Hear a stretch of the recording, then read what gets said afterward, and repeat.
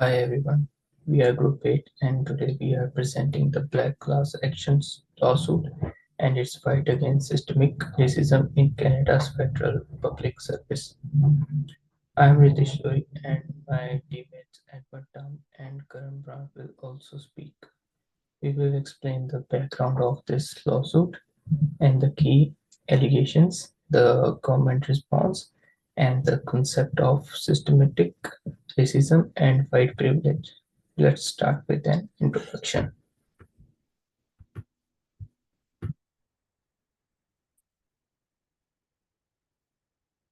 The Black Class Action Lawsuit is a significant case where black federal employees are suing the Canadian government for workplace discrimination. This law was built to expose unfair hiring and promotion practices that have affected black public servants since 1970.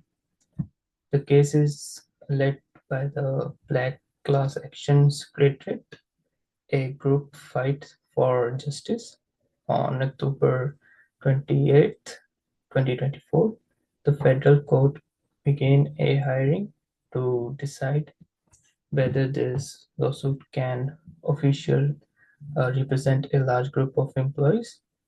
By November 21st, 2024, the Public Servant Alliance of Canada, a major union, publicly supported the lawsuit. This case has sparked national conversations about racism in government workplace, showing why change is needed. Now we move to the next slide, which is historical background. So, to understand the lawsuit, we have to look at history. For decades, the Black Canadians have been excluded for leadership positions in the federal public service. Even after policies like the Employment Equality Act in 1986 were introduced, black workers still faced promotion values. Many reports have shown that black employees are often overlooked for leadership roles, even when they meet or exceed qualifications. They also face racial bias in hiring, job assignments, and career development. And now we move to next slide. And there are some key moments. Uh, the Black Class Action lawsuit was filed because past attempts to fix these problems failed. The goal is to bring legal accountability and ensure fair treatment in government jobs.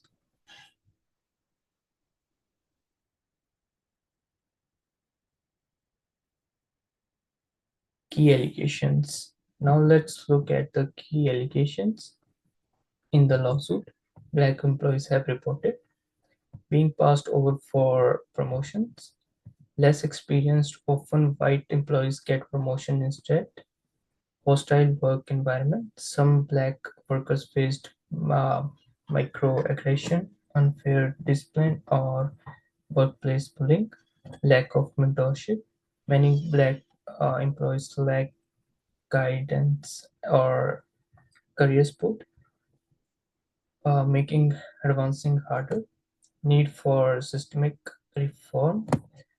They ask for diversity program and fundamental policy changes that prevent discrimination. For many years, these issues have been ignored, which is why legal action was necessary. We'll move to next slide. To show the problem, let's look at the numbers. A 2021 study found that black employees comprise about 3.2% of federal workforce. However, that number drops to less than 1% in senior leadership role. Why is that happen? Uh, Because black employees faced hidden barriers in promotions, they often don't get the same mentorship, training, or network opportunities as their white colleagues. The lack of black leadership in government reinforces workplace inequality. Without representation, it's harder to push for fair hiring and promotion policies. Now I will pass it over to Edmund to discuss how the government has response. Thank you.